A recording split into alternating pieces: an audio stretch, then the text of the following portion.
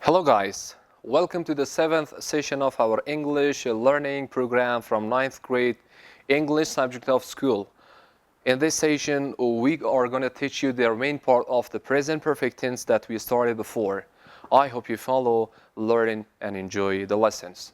به نام یاد خداوند بخشاینده و مهربان و درود بر روان پاک محبوب قلبها و فخر کائنات سیدنا حضرت محمد مصطفی صلی الله علیه و آله و صحبه و سلم.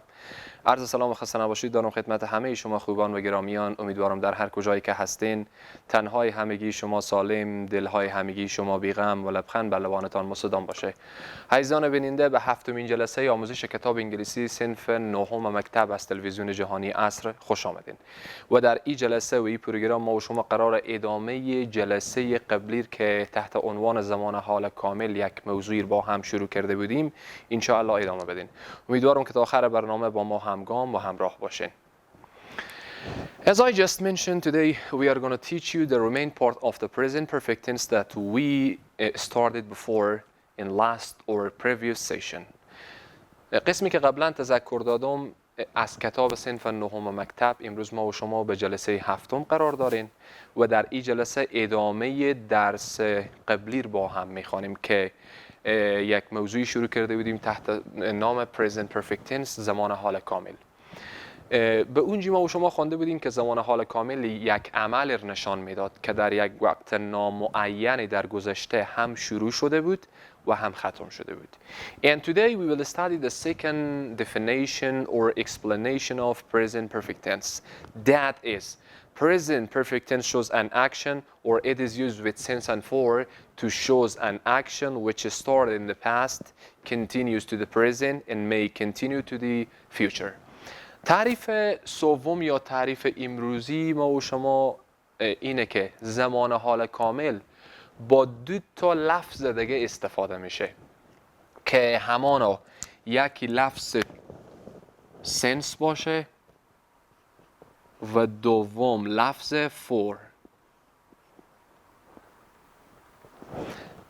زمان حال کامل با این دو تا لفظ استفاده میشه، با since و for، و یک عمل را نشان میده که در گذشته شروع شده، در حال ادامه داره و شاید هم به زمان آینده ادامه داشته باشه. دوباره میگم، زمان حال کامل با این دوتا استفاده میشه، با since و for، و یک عمل را نشان میده که در گذشته شروع شده، در حال ادامه داره و شاید هم به آینده ادامه داشته باشه. since لغتاً در زبان فارسی ما و شما میگیم از. بعد for، لفظ for در زبان فارسی میشه به مدت. since معنای میشه از و for میشه به مدت. What is since؟ لفظ since کجا استفاده میشه؟ تعریفی چیه؟ Since shows the beginning of time. Since shows the beginning of time. This is the definition of since. لفظ since اینه تعریفیو. لفظ since shows the beginning of time. شروع زمان رو نشان میده که از کدام زمان شما همین عمل رو شروع کردیم. شروع زمان یا شروع وقت since نشان میده. And what is for؟ for چیه؟ for shows the length of time. جی اینجی صدا نداره. length. for shows the length of time. لفظ for مدت زمان رو نشان میده. beginning of time شروع زمان and length of time مدت زمان رو نشان میده. پس این دوتا که با زمان حال کامل استفاده بشه، عمل رو نشان میده که در گذشته شروع شده، با حال ادامه داره و شاید با این دم ادامه داشته باشه. این دوتا هم تعریف ها اینا اینه. since گفته معنای میشه از، شروع زمان رو نشان میده، و for گفته میشه به مدت زمان رو نشان میده. Let's gonna make some examples. بیاین که خود شما چند تا مثال هم بسازیم که اینا برای ما و شما کلا مفهوم بشه. The first example، مثال اولی. So this one is like this. If you want to write the first example، مثال اولی. E G or E.G. example مثال I subject have structure. خوانده بودیم دیگه در جلسه قبلی که با I U V D دقیقاً اینجا نوشته have استفاده میشه. I have verb 3 شکل سوم. I have شکل سوم teach که درس دادن باشه taught میشه. T-A-U-G-H-T. I have taught English.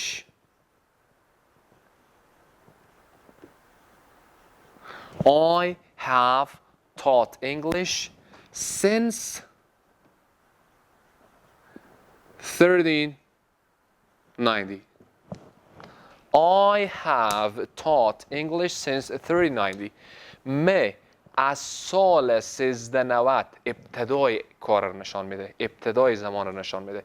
من از سال 1390 تا به حال انگلیسی درس میدم. حال از 1390 اول کار رو شروع کردم تا به حالی هم تدریس انگلیسی می ادامه داره و شاید با آینده هم ادامه داشته باشه. شاید از امروز دیگه تدریس نکنم.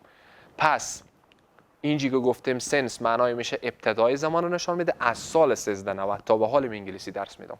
عمل شروع شده به گذشته تدریس کردن انگلیسی. تا به حال هم درس میدم و شاید با آینده هم ادامه داشته باشه. The second example مثال دوم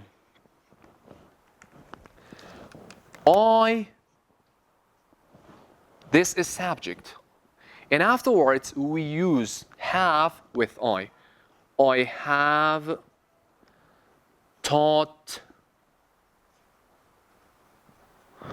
have taught English for حال از 1390 تا به 1403 فکر کنیم تقریبا میشه 13 سال یا 13 یا 14 مهم نیه. I have taught English for 13 years. I have taught English for 13 years. من انگلیسی درس دادم به مدت 13 سال. حالا اینجی که میگیم به مدت 13 سال درس دادم دقیقاً عمل نشان میده که از 13 سال پیش شروع شده تا به حالی هم ادامه داره. 13 سال شما از قبل شروع شده تا به حال 13 سال شده و شاید بعد از این 13 سال که ادامه باشه، یعنی آینده هم ادامه داشته باشه، شاید هم ادامه نداشته باشه. پس اگر خواسته باشیم ما و شما دوباره یک خلاصه سازی از گرامرها بکنیم، ما و شما در جلسه قبلی گفته بودیم زمان حال کامل عمل نشان میده که در گذشته شروع ختم شده ولی زمانی و مشخص نبود. And in here we will study another definition of present perfect tense. به اینجی تعریف دیگه از زمان حال کامل میخوانیم. That the present perfect tense shows an action that started in the past, continues to the present, and may continue to the future. And we have to use with since and for. تعریف دوم از زمان حال کامل اینه که زمان حال کامل با since و for استفاده میشه و یک عمل نشان میده که در زمان گذشته شروع شده، در حال ادامه داره و شاید هم با آینده ادامه داشته باشه. What is since? In Persian we say as. Since لغتاً در زبان فارسی ما از معنا میده. And it shows the beginning of time. و ای ابتدای زمان رو نشان میده، شروع زمان رو نشان میده. For example مثال اینجی آمده I مثل subject have taught English since 1390. من از سال 1390 انگلیسی درس میدم. شروع شد به 1390 تا به حالی هم ادامه داره تدریس انگلیسی و شاید با آینده هم ادامه داشته باشه. And the second one is for. For in Persian it means به مدته. And it shows the length of time. ای با مدت زمان نشان میده. یک عمل نشان میده که گفتیم به گذشته شروع با آینده ادامه داره، شاید با آینده هم البته با حال ادامه داره، با آینده هم شاید ادامه داشته باشه. Example مثال I have taught English for 13 years. من انگلیسی درس دادم به مدت 13 سال. از 13 سال پیش شروع شده تا به حال ادامه داره و شاید هم با آینده ادامه داشته باشه. And as we studied before, we can use with I, you, we, they, have, with he, she, it, has according to structure. طبق فرمول قبلا خواندین که اگر I, you, we, they بود have میایه و he, she, it بود has میایه. And the second more important thing than the others is that if we change into question form, as I told you before, we should take have or has at the beginning of the sentences. طبق گفته های قبلی ما سوالی تبدیل کنیم همون قاعده قبلیه. have و has هر کدام به جمله بود میاریم به اول. مثلا این جمله را اگر به سوالی تبدیل کنیم have میای به اول. Have I taught English? Have I taught English since 1390 از سال 1390 انگلیسی درس میدم. اگر hasم بود has میای به اول، مشکل نداره، یعنی فرق نمیکنه. But for negative form we have to add not or adverb not after have or has. اما برای منفی ساختن هرگاه خواسته باشیم منفی کنیم بعد از have و بعد از has شما باید قید not را اضافه کنین. For example, I have not taught English since 1390. من از سال 1390 تا به حال انگلیسی درس نمیدم. Or I haven't taught English for 13 years. من 13 سال نمیشه که انگلیسی درس میدم. Contraction, have not is haven't. اختصار کنیم have not haven't میشه and has not is hasn't. و قسمت has not هم hasn't میشه. But something else that I'm going to tell you، یک نکته دیگه که من قرار اینجا برای شما توضیح بدم اینه که there are a lot of different definitions in present perfect tense that just I'm going to tell you one more. It is enough for everyone.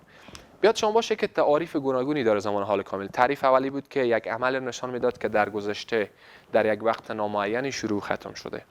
The second definition، تعریف دوم.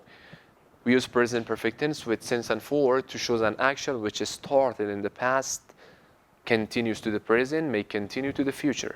تعریف دومی بود که با since و for زمان حال کامل استفاده میشه و یک عمل نشان میده که در گذشته شروع شده، در حال ادامه داره و شاید در آینده هم ادامه داشته باشه. And one more thing, it means the third definition. یک تعریف دیگه هم از زمان حال کامل برای شما میگم که اگر جای برخوردین باز مفهوم باشه برای شما. The third definition or explanation about present perfect tense. Present perfect tense shows an action that has happened in the past or that has been finished in the past, but the marks of the action is visible in the present time.